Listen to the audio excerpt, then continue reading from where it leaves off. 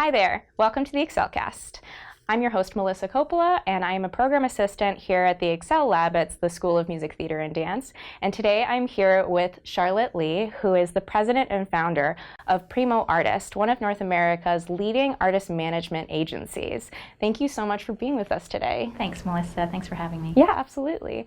So I think what a lot of us as students are curious about is to hear what you were doing right after graduation. What were you doing while you were in school, and what were the first things that you were pursuing right after you graduated?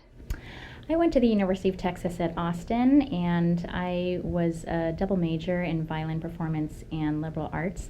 I didn't have a clear idea in college what I wanted to do. I knew I wanted to experience music as much as possible, but I didn't know if it would be as a performer or off stage at the time.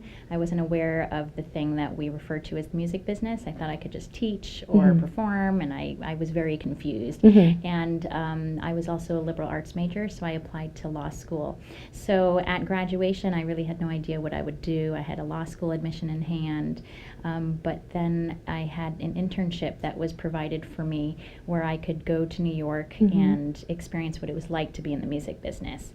And since I was undecided between law school and what I would do, the internship provided two opportunities for me. One was working for Volunteer Lawyers for the Arts 2 days a week, where I quickly learned what it would be like to be in entertainment law, lots of memo drafting, That's awesome. and not that much interaction with artists, though, and being in the music. So I really, for me, it was clear that I didn't want to do that. And the other days of the week I spent at Polygram Classics and Jazz, which is now known as Universal Music Group. It's the umbrella company that oversees all the record label imprints of Deutsche Grammophon, Decca, and at the time Philips, and a few other imprints. And I just fell in love with the music business.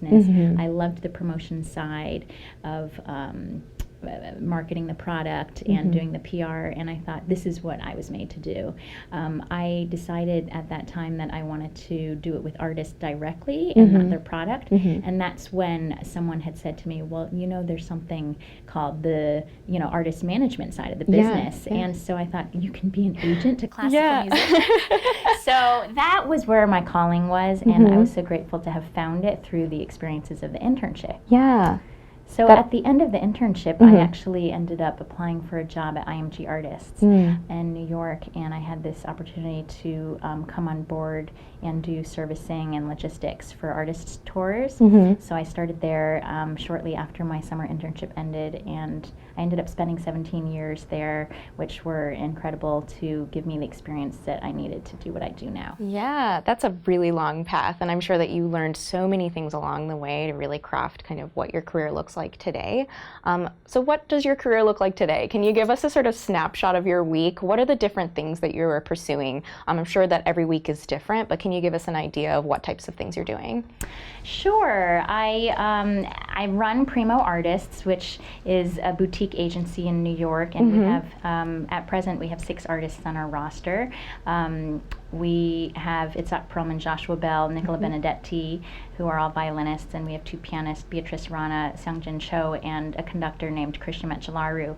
I love working for conductors and instrumentalists. I am a former violinist, and I used to play in orchestras all the time, so conductors, violinists, and I also studied piano.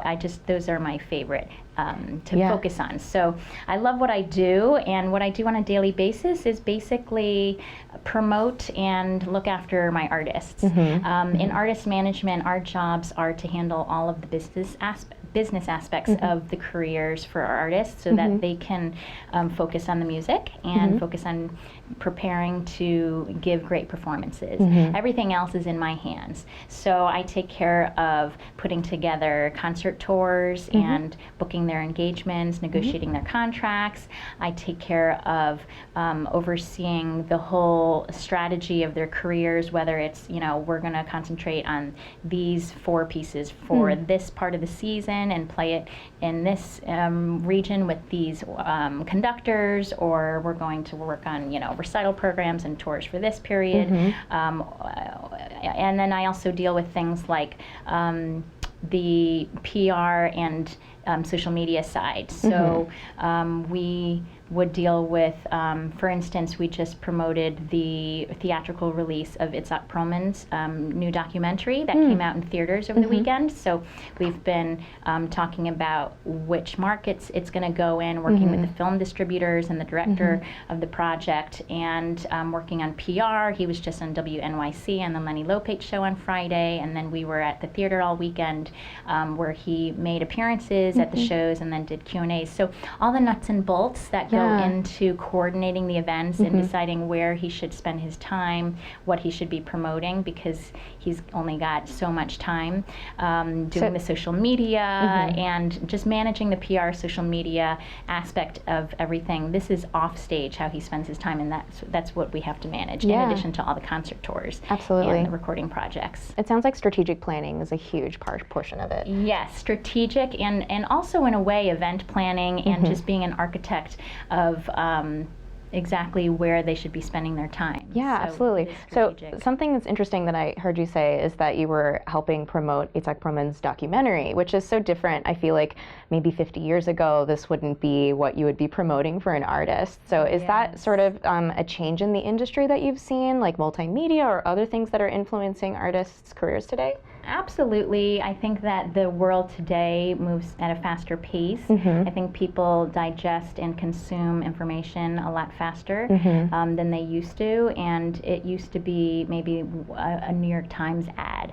So if there was something big coming up, like Mr. Perlman has a concert at Carnegie Hall coming up, it would be promoted just with a single ad, and that's it. Or the same thing with the documentary coming out in PBS.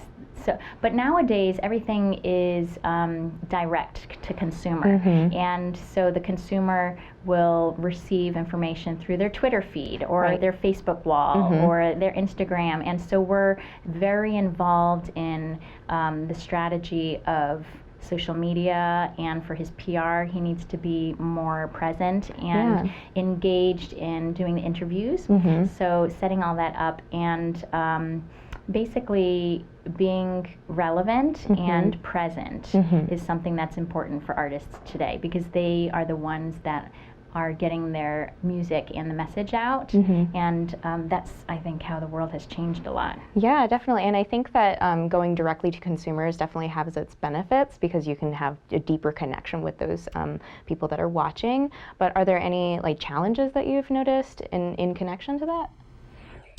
I would say the challenge is managing the time and scaling it all, because artists are expected to do so much more than just show up and play. Yeah, absolutely. So Itzhak Perlman is really the only artist who has straddled the 20th and 21st centuries. When you think about Isaac Stern and Yehudi Menuhin and all the great artists that came out of his time, he's the only one who is actually engaging with his fans, because Isaac Stern never had the opportunity. There wasn't Facebook then, and there weren't all these channels. But with 500,000 Facebook followers, just with one click of a button, he can say, hey guys, I'm going to be at Landmark Theaters over the weekend debuting my new film, and I'm doing a Q&A session. Can you put in the comments the questions that you want me to answer at the session? That is really cool. So it is cool when you think about the fact that he's from the 20th century, and these are icons that were never ones that could be interacted with. And so we see constantly on his Facebook page and Twitter, like, Maestro, can you come to Mexico City, because we're dying to have you, or can you answer this question about my bow arm and the staccato is not working right? And so we can't get to everything, but we're aware of it, and he reads it all, and sometimes we do find a way to incorporate it. Or, Maestro, I've been wanting to hear you play the Vinyavsky duo, and he'll put it in as an encore for an upcoming concert, because that is he really knows cool. Someone has asked about it. So I think the world has changed in a good way, where artists can engage with their fans, but it can be a bit overwhelming when thinking about the greater schedule. So it's about managing it all. Yeah, I think that's a great answer. Thank you. What about so since we're talking about sort of challenges and benefits of artists in the 21st century, I'd love to turn a little bit to what tips you might have for artists that are just getting started today, maybe students, and is there anything that we can be thinking about as we approach our careers? I think for students who know that they're going into performance, the most important thing is to hone their craft. There's a lot of noise that one just has to tune out. Right. Oh, you know, this instrumentalist won this competition and now he's leaving school and he's already going professional and here I'm stuck doing this. But just focus on what you need to do and tune everyone out, because everyone has their own path. Yes. Everyone is unique, and everyone is going to have their own story. So I would say concentrating on building up your repertoire as much as possible and memorizing and studying as much as you can.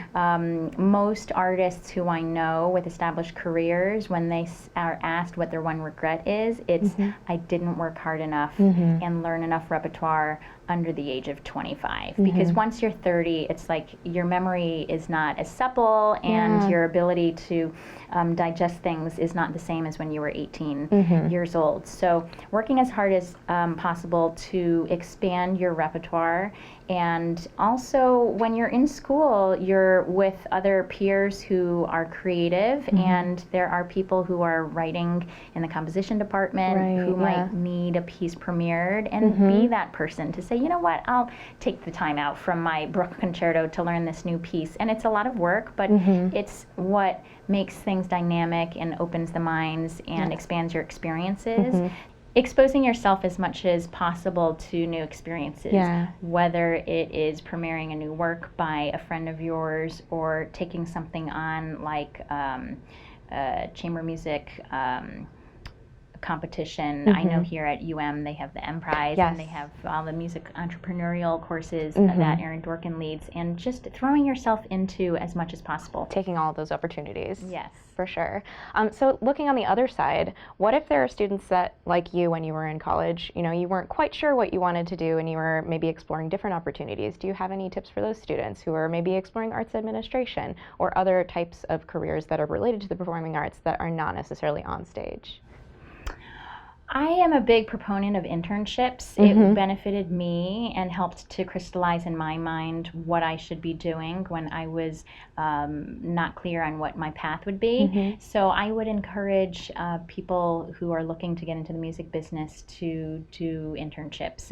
And of course, the summer internships are so important, and you can, you know, come to New York, do an unpaid internship. It's worth it. Sleep on someone's couch or, you know, borrow money, but do whatever you can to expose yourself to as many professional experiences as possible. Also during the year, I know everyone is busy and pulled in different directions, but you don't have to do something full time to get the experience. If you can volunteer here at the, you know, the local presenter, University of Musical Society is one of the premier societies and presenters in the nation. So if they have room for a volunteer driver or like a part-time volunteer artist liaison, someone to arrange things backstage. Any experience that you can put yourself into, even if it's only 5 hours a week, will be great, because it gives you a glimpse of what it's like without having the commitment of, you know, putting your future profession into it. So I would encourage exposure to as much as possible. Absolutely. I think that is really wonderful advice. So thank you so much for sitting here with me today and answering some of our questions, and I really appreciate your time. So thank you so much for watching this week. I encourage you to tune in next Tuesday for our next EXCELcast.